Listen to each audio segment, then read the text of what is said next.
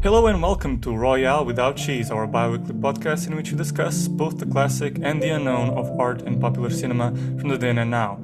We are your hosts, me, Tomás Ferreira, Miguel Aido, Hello there. hey, and Leonardo Miranda. Hello. Today we talk about Landscape in the Mist, but before any ado, don't forget to subscribe, leave a comment, or simply give us a like. Landscape in the Mist is a 1988 Greek film directed by Theo Angelopoulos. The film follows the quest of two children from Greece to Germany in search of their missing father and is the third installment in Angelopoulos' trilogy of silence, following Voyage to Kythera and The Beekeeper. It premiered at Venice Film Festival, receiving high praise from critics in its heyday. However, did indeed this Greece of the 80s, a never-ending wasteland of poetic loners and events, left an everlasting impact on RWC. I was not impressed. You were not impressed. Yeah, I was not impressed Yeah. either. Me neither. What do we think? Whoa. What a surprise. What a surprise. Yeah. The film is patience testing to the Mm. max. Right. Yeah. Yeah. You know what? The thing is, to me, what is curious about this film is that patient testing, yes, and it starts all with the question of the approach to ambiguity in a film that is of this nature, poetic, atmospheric, okay, minimalist narrative. Okay, we have come across films like this before, and films like this before in this style of directing have impressed us. Like, for example, Hong Sang-soo in his own way, although the dialogue treatment is different in those kinds of movies, is more heavy, but you could have Tarkovsky, who is minimalist, but he has his own appeal. The point I'm trying to drive at is that he doesn't treat ambiguity well, I think, in this movie, because essentially what you have is a main storyline concerning a brother and a sister, two children, Vula and Alexander, who kind of take this ride, this huge journey through Greece until Germany to find their missing father, and you have that kind of main storyline. And along the way, what we start uncovering is that the director and the writer, Tonino Guerra, decide to pull these two children to kind of become witnesses to episodes, these events that seem to alert some kind of political or social or even historical commentary to the Greece of then, the Greece of the 80s, which was very poor at the time. And you can see, one of the first questions that I kind of have with this film is why the Greece from all those brochures and great holiday destination is presented in this film as a freaking wasteland. It feels like I'm in a Nazi camp. One of the first shots of actual Greece is their second chance at going at the train, and there's this huge barren land and awful buildings, and this little interaction to have with the seagull guy behind barbed wire. I'm like, where is all this? What happened, Greece? So he's very specific about it. But to come back around the point, they have all this interaction with these episodes, and the episodes themselves, granted, I'm a first-time viewer of Angelopoulos. This is my first film of his. I suspect people would call this his most accessible film. I'm under that suspicion. Maybe because it's more of a heartfelt story, or because of these two kids and the missing father. Yeah, it's the two kids walking around. Yeah, I've read confronted with things that death. led me to believe that might be a possibility. But anyway, the episodes themselves are so ambiguous that in my mind, in my opinion, there's no possibility of reading any commentary whatsoever. The commentary is so very deep. One of the first episodes that I kind of am like, okay, there's ambiguity, but then there's like giving nothing to the audience. Ambiguity works wonders when it works as a suggestion. It hints at something that the audience can then, through the imagination, complete the sentence that the filmmaker is inciting or provoking. If I can't read the intention even to its bare minimum, and then uncover it as the film develops itself, I will leave unshaken.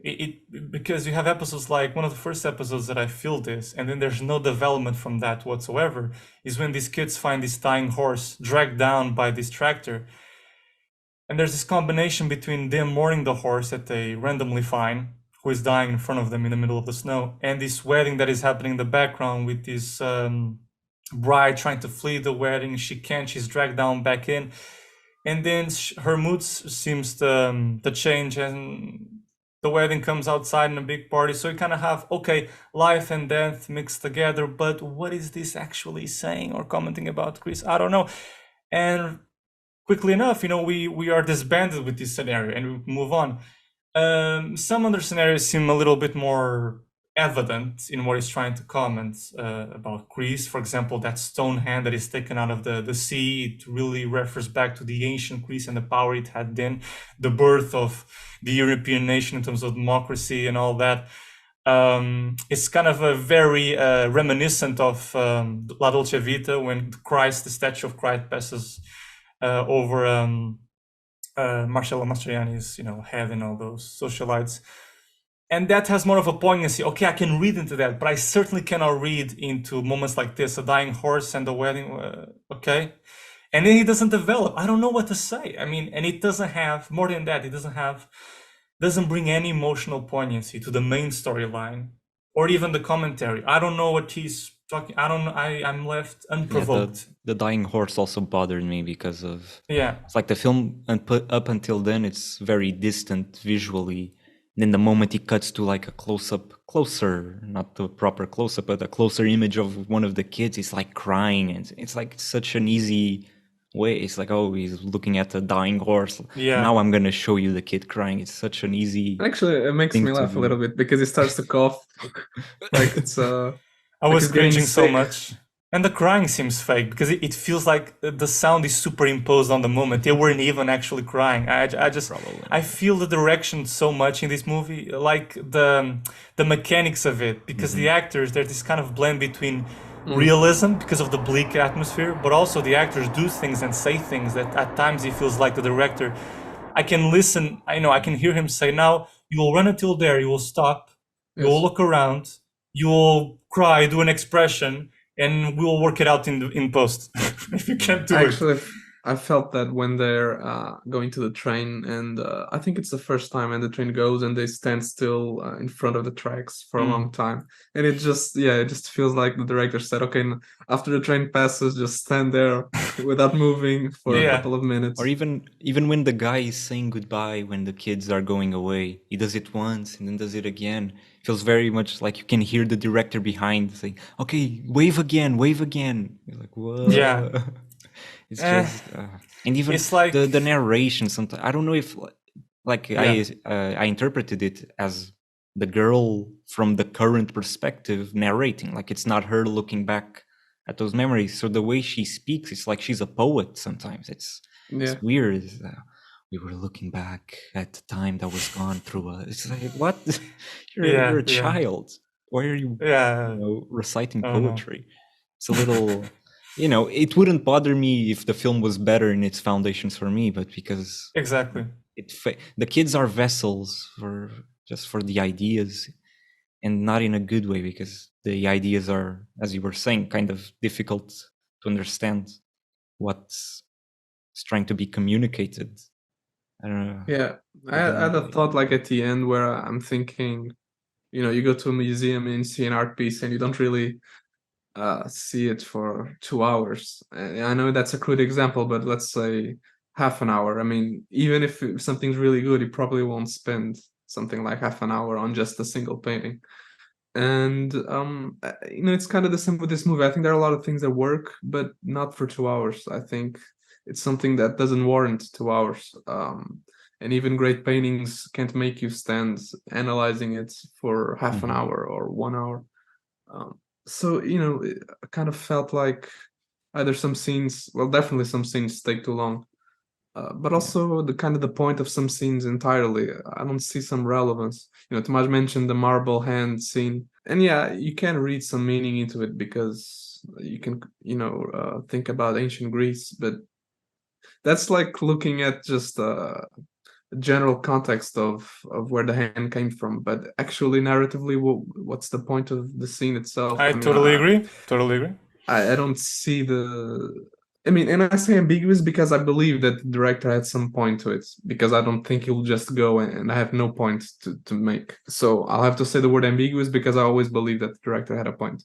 But in being so vague, I find it very hard to interpret that scene. And that's just one scene. I mean, there are a lot of others with small moments here and there, which make it very hard to read into it. And the final scene, I mean, am I supposed to believe that them getting to Germany was their final goal? I mean, I thought it would involve more being with their father, or at least attempting to actually search for him. And I mean, at first I was thinking the film would actually would lead them to Germany, or like halfway through or something, but they actually just make it to the end, and they make it so as if their father is that tree or something, which I don't really get, because I mean, what is the point of that tree? Is it just because it's a symbol of life? Yeah, maybe the tree represents hope. something very specific in Greek culture. I don't know. Maybe Yeah. maybe someone knows something. I don't know. But the fact of the matter is, but it just felt like yeah. with their whole journey going after their father, that the film ending with them so happy just by entering Germany and not more seemed a little yeah, I felt the same way, because incomplete. I did feel like Germany would be a much greater part in the story. Like, you would see Germany, you would see at least how Germany is different from Greece. Maybe that perhaps was, but it's the expectations that the film builds, and then doesn't really show what doesn't really go there. It was his choice. I agree completely. The fact that the hand doesn't work, and this brings you brought me to think about something that, to me, this is one of the tenets that makes not the film work, is the fact that he doesn't develop these references, these codes of symbolism into a further narrative. He doesn't interwoven that with the main story. It feels like this movie feels like two different movies, and he can't decide what he wants to do with these scenes. The characters are just witnessing stuff which doesn't correlate with the nature of their journey. And the worst crime of all is that he intentionally wants certain moments to have emotional poignancy within the main storyline about these kids not being able to find their father, and the father that they find is the recipient one, not the real father that they're never going to find, but the recipient one in Orestos, the guy who works with this theater company but's going to leave it to go to the army. There is one single moment in the entire film where I felt like, cinematically speaking, and also in the matter of emotional poignancy, it worked, and it worked greatly. Which was, there's a scene when Orestos comes back into their lives of these kids, finds them again after first meeting, and he tries to have a good time with them. Okay, this guy seems to have some kind of connection with the kids or sympathize with them, goes with them to the beach. There's this beautiful line about, I want to do this forever, or to be here forever, from one of the kids. And you understand this, there's a certain joy in the strangers on the road re-meeting again and canceling that loneliness. They go to the beach, and then this Orestos guy, a grown-up, tries to dance with Vula, the older girl. And then dance is, because of the music that is happening on a nearby bar that they go to drink some drinks. And the dance is fully loaded with the meaning that came before from a previous scene, which is Vula gets raped by this trucker guy. And the way that same scene, that very scene is shot, is beautiful, with them going inside the truck. You don't see what's going on. There's the traveling pushing towards that. I didn't think it was beautiful, personally.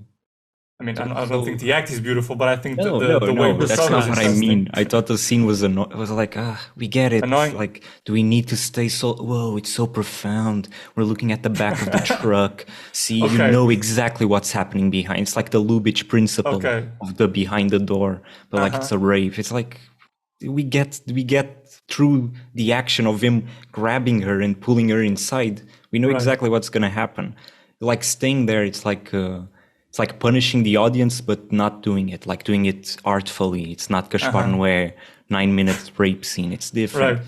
It's still the same. It's like still annoying. I can understand that. I think it's more like, to me, then, in a film. And then the way it ends, it was like when she comes out, he has blood on her hands and puts the. I think the blood was a bit too much. Blood on the wall. It's like, gee, oh man. Yeah, I can understand. I can understand that. To me, I think it was more on the lines of, in a film that is a barren land, as a film, in terms of finding something that really captures your, filmmaker passion and, provokes you. This was one moment that I really felt it. For the first time, there was something that was connecting me to the heart of the story, which is these two kids. And the older girl, which is the protector of this younger kid, and it's the guiding compass, gets affected. And, naturally, in a film that gives me very little, this was a moment where, oh, okay, something, a little burger I can chew on without cheese. And that scene has a progressive impact, or a correlation with the next scene, with her dancing with this adult, and she can't give anything, and she's left alone, and the adult understands it.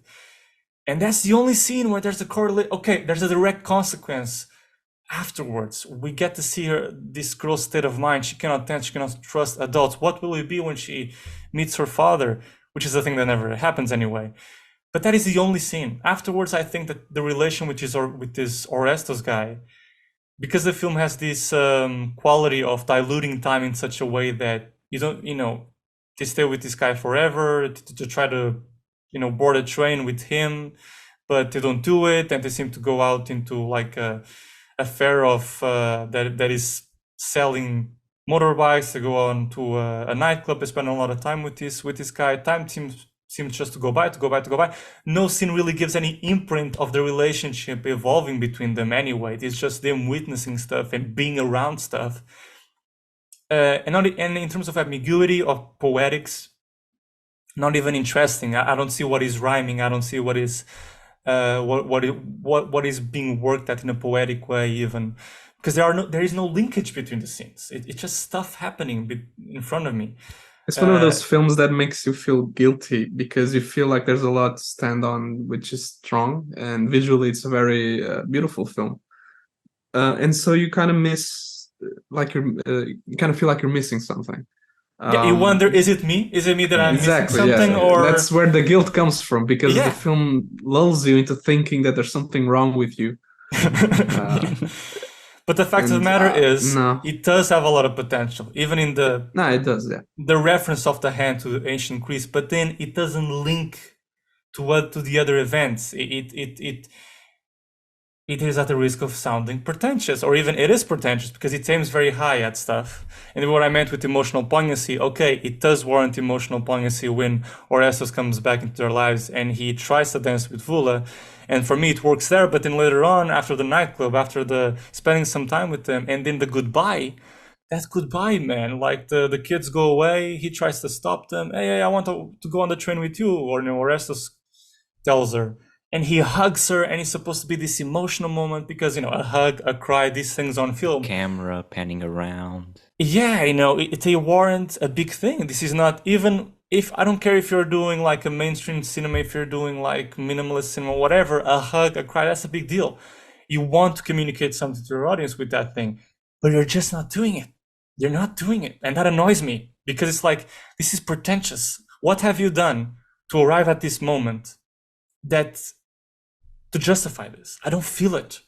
And then he says this poetic line as he's hugging her, oh, the loner that you are, constantly drifting. Enough. I'm like, that annoyed me because it was like, I see your intention. I don't see how it's being fulfilled. But the movie, oddly enough, has a lot of... I don't see the intention. I see an attempt at an intention. And I say this because I believe that the director is... we're saying the same thing virtually. I see his intention, I don't feel it. Or I see the attempt, but the intention is not executed. And I mean, there's nothing wrong with making more poetic films, but they still have to have a certain language that is consistent. And exactly. And it just feels like it goes everywhere with the little references and the little moments of completely not focusing on the plot and just letting the images speak for themselves. And sometimes they're very strong, and they can engage you enough that you don't really question the what is the scene doing. But it doesn't work all the time, and especially at the end when you reflect on it and you think, okay, well, what was that scene doing? And so, for example, there's also that moment where they escape from the police station, and the policemen are all standing still, like frozen in time, looking at the snow outside. Yeah. And the kids go, they run in slow motion. And it's almost like a Monet painting, very impressionistic with the snow. And it's very beautiful visually. So I'm kind of like torn because I really want to like that scene, but I don't see... Yeah, I don't see why that makes sense considering everything else I've seen, because those sorts of impressionistic moments of filmmaking don't happen again in the film. And It sucks because it's inconsistent, I think. It's a good. I like that moment too, but it's like it's an idea. It's an idea for a moment in a film that could Yes, be why better, this film? but Why it's put it not in this this one. film? Yeah, exactly. Yeah, Just it doesn't. feels like somehow it's two films, but also it's a plethora of films in one, I feel, in a way. I For felt example, that you know, especially with the marble hand scene. It's like he had an yeah, idea visually, okay, this is uh-huh. something great, and he just didn't know in which film to put it, and it just chose this one. Yeah, that's a good description. I have this idea, I'll put it somewhere in some film and that will be it. But Yeah. no, Yeah, even the it's setup, just, it's like the kids going through Greece, as you were saying. It's just it feels like an excuse to do these moments of Greek history or the current yeah, moment of yeah, Greece, but then they're forgotten. Like the whole point of them going to look for their father, or why it matters, or why it might not matter. It feels like an afterthought to the film. At some point, I just don't care about the kids because it seems like the director doesn't care either. It's just let's have yeah, these exactly. moments of these great, Yeah. great scenes, like beautiful filmed scenes. But for what? It just feels like pretty images to distract. And you thinking that the film is long and that it takes too long with some scenes makes you kind of question, okay, so what would I do differently, and which scenes are more and less relevant? And it kind of makes you then think, okay, so what are the characters going through that is substantial and makes them feel different at the end than in the beginning? And sometimes those differences are not very big, and that's fine. Sometimes the arc doesn't need to be huge, but you kind of want to feel that change because that's what's interesting in a story. And otherwise, if it's not, it's just random events in the life of kids, and why bother show them? Exactly. Yeah. And Yeah. what you feel is that they don't really change a lot. I mean, they go through some disputes within each other, how they trust each other, and that's fine. And they're definitely tenacious and persistent, and you can tell that from the beginning. And one of the things that I like about the beginning is that sort of trait of them being persistent gets shown by them then at the second time going to the train, and you realizing that they've done this before. So I think the film really starts well in characterizing them, and really telling you that they have this commitment towards getting to Germany, but then it gets lost completely in these little events which we find difficult to extract meaning from. And yeah, and you get to the end and just think, okay, they're still persistent, they're still getting to Germany, but how are they different? In what ways have they really evolved towards wanting to meet their father? Or just the whole premise gets lost, as Leo said. I think. Yeah. Yeah, I think Completely. a good comparison for me, at least I was thinking, is A City of Sadness, which are like from the same year or 1 year apart, which is also a film very difficult to understand in certain areas, and there's a lot of historical context, but I didn't feel distant from it. I felt like there was a lot to it, and like that I wanted to revisit and learn more about. Whereas with this one, it just everything's kind of lost. It feels like, yeah, very, very difficult to even emotionally engage with A City of Sadness. It didn't feel difficult to engage emotionally. It was just like understanding everything was a little challenging, but I wanted to go through that challenge. Here I'm just like, oh my, let's move on, let's go. It's just annoying. Yeah, exactly. Because also in City of Sadness, although it is surely a difficult movie to understand and distant from the characters through all those wide shots, it does give you hints. It is suggestive, and that's the work of good ambiguity. Here you don't have good ambiguity, you have the wrong kind of ambiguity. One that does not create any linkage between the scenes, one that indulges in what the filmmaker wants to show in terms of visual rhymes that feel individual to each scene. And he's not thinking how does this create either a story or an atmosphere that is a whole, that is a unit of a film, right? That is this different world I want to present, and that introduces people to whatever Greece I want to show, that provokes them. I don't feel provoked, I feel unprovoked. And actually, like Mike was saying, and tying to you, Leo, in terms of how the premise gets lost, in terms of the director's interest, I really like the beginning. I mean, my first reaction of the beginning was of great curiosity. To me, I love the fact that it starts in media res, so in terms of in the middle of the action, with the kids coming from this night horizon and going to the station, and you have this traveling shot that has them turn with their backs turned to us, and them looking at the train. We push in, they see the train passing, they don't get it, the train is still passing, we're still not seeing their face, they're fixed on the train. And the camera goes to them, and we're constantly asking, are they gonna get on? Are they not gonna get the train? Will they miss this chance? And I think it's very, very interesting. We are introduced to the whole situation with no context whatsoever of where they come from and where they're going. It feels there's a mystique to it. It almost starts with a certain fairy tale quality. Even in the way that in the following scene, the mother is introduced to that fine line that is shown from below the doorway to their bedroom. She's just a shadow, a looming shadow, and that imprints her has a certain madness. Who is this mother? Why are they fleeing away from this mother? Are we going to know more about this mother? Why are they searching the father? Would he be a better father than the mother? But those questions that naturally arise from the beginning of this film, it feels like a fairy tale, and the man's answers to some degree are not answered. And this is the problem. And this is signified that the director loses interest in his own premise. Yeah. And it's laughable because this whole film started by him reading a newspaper and finding out that 2 kids from Greece wanted to find who their father was, so they hopped on a train to Germany. This is a real life story. And it's like, how do you decide to do a story with that amount of heart that, sure, I'm interested, and you gripped me by the beginning, and clearly was the thing that gripped you into doing this film, but then you get muddled with another interest.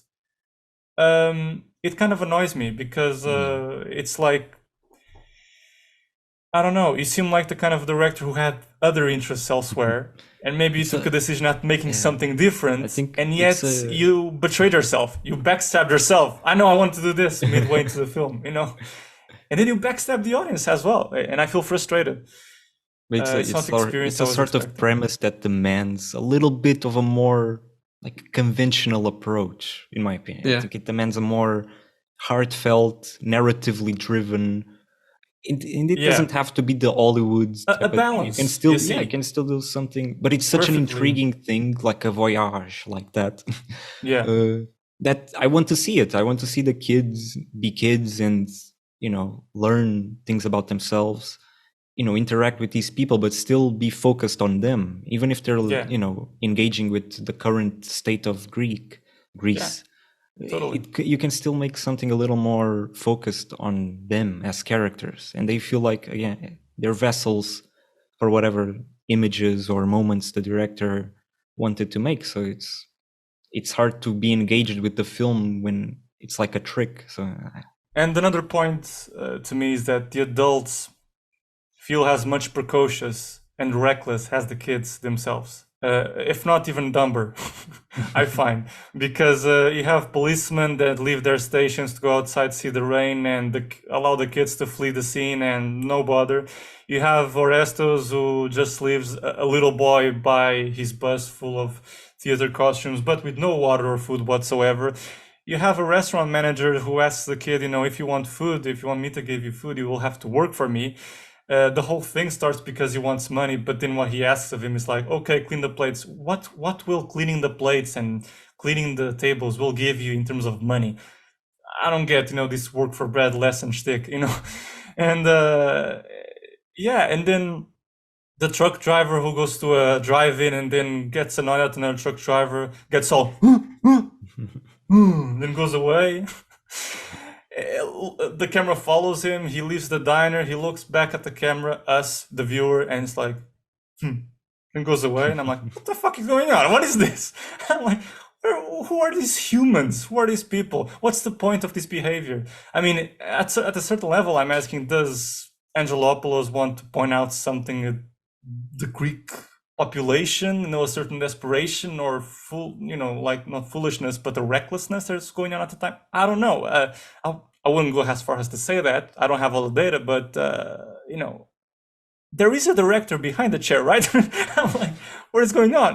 What is I think it's just another part of the language that he has, which isn't conveyed because it's very specific. It's literally like a poem where the expressions used are very personal to the poet, and as a reader, or in this case viewer, you just can't interpret Decipher. it, because It's they're just very things that go muddy. beyond you and just Yeah. belong very well to the person that made it. And in here, that's the case, I think, with the characters and the little visual moments. It's just too many things that have a very cryptic meaning.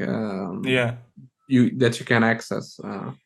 But to clarify, it's so personal, but it's not personal. I know you're not saying it's personal in the good way. In fact, it's personal in the sense that he has very intimate ideas, perhaps about his country that he wants to show. But beyond that, he's not hitting it right. It's very muddled, this whole situation, this whole movie. It's obviously good to be personal, but not in a sense that you can't even differentiate between. Yeah. The words that come to my mind is like buried, muddled. All the references, all the symbolism is muddled in this, in his ambition to do a lot. And what's with the shots at the end at the border? I mean, why would two little kids be shot down by border patrol? I mean, it just seems. I'm not sure what the context is there. Yeah, no, there's definitely. Yeah. I hope there is. Yeah. I hope this is not standard, but but in any case, it's like, would that really happen? I don't know. I mean, it's I can accept that, in the dark of the night, one may make a mistake and shoot a body that moves. I don't know. Start shooting at the sky. That's a funny bit, this can develop into a comedy. Oh shit, what was that, Janus? I think I shot something. But I don't know. That's all for today. If you'd like to reach out and suggest a film for the next episode, you can find us on the podcast official Instagram and Facebook pages. Feel free to subscribe, share this episode, or simply give us a like. That's how our podcast can grow ever more groovy. And if you're on YouTube and want to see more videos like this, check out this next video right here. Thanks for listening, and see you next time. Bye-bye. Bye. Bye.